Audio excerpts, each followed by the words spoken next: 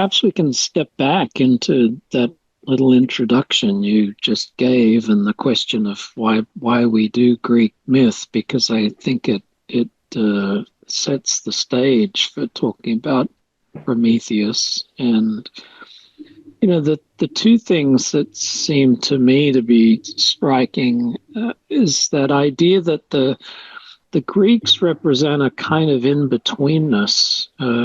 It's been said by a couple of people they're the most primitive of the civilized and the most civilized of the primitive. In other words, they've got their feet, they're straddling sort of ancient, almost prehistoric world, and then the movement into what becomes Western civilization. So their mythology seems to be working that pivot.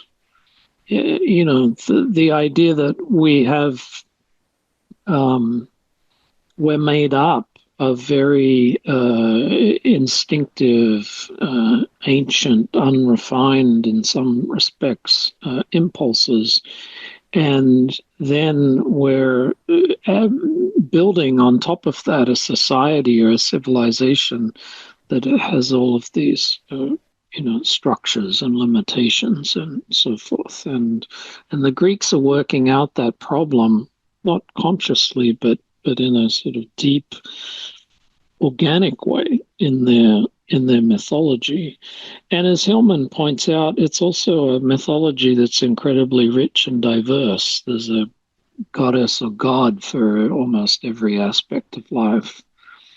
But Prometheus is almost a more pointed example of that general understanding, because in the mythology, he's a kind of god, but because of his relationship to human beings, and we'll get into the detail around this, the way he brings them knowledge and finally the gift of fire, which he steals from Zeus, he's an in-between figure.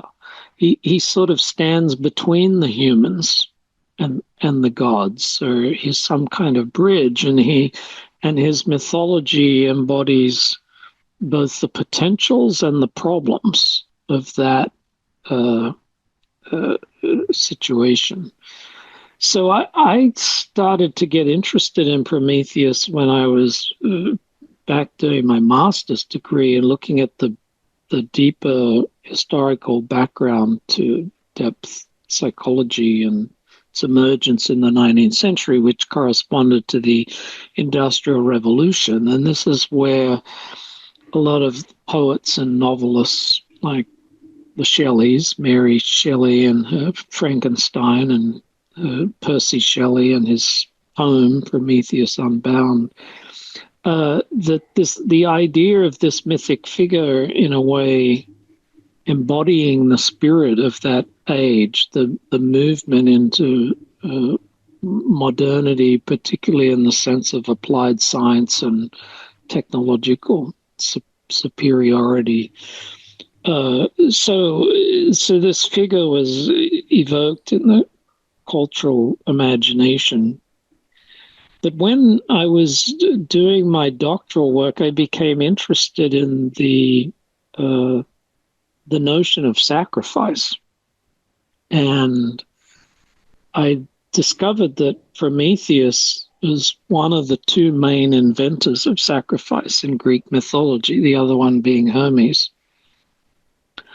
And almost independently, this interest in psyche and technology was still bubbling away in the background. And of course, there we run into the problem of inflation or hubris.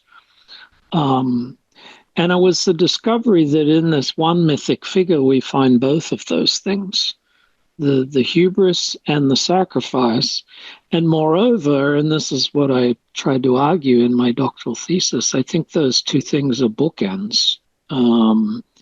The hubris being a turning against the gods, in essence, and the sacrifice just means making sacred, is the primary way in which human beings have turned towards the gods, like down through the ages. There's no culture, historical culture, that has not had some sacrificial ritual, gesture, sensibility at its very core. This is the way the gods are recognized, through sacrifice. And so this really gave me a kind of mythic archetypal foundation to think about some of the problems that have arisen in relationship to the modern westernized psyche. And I suppose there's a third reason to pay attention to the Greeks, because wherever you're living in the world now, if you've got a smartphone or you can log onto the internet, you're being sucked into the configurations of the Western psyche. Mm-hmm. And Prometheus has become something like a heroic figure for a lot of, these technology proponents. I think Jeff Bezos's new AI company is called Prometheus, actually. Mm. And they're looking to build not an artificial intelligence, but he says an artificial general engineer. So kind of artificial Hephaestus or something, like an artificial demiurge is what it sounds like to my ears.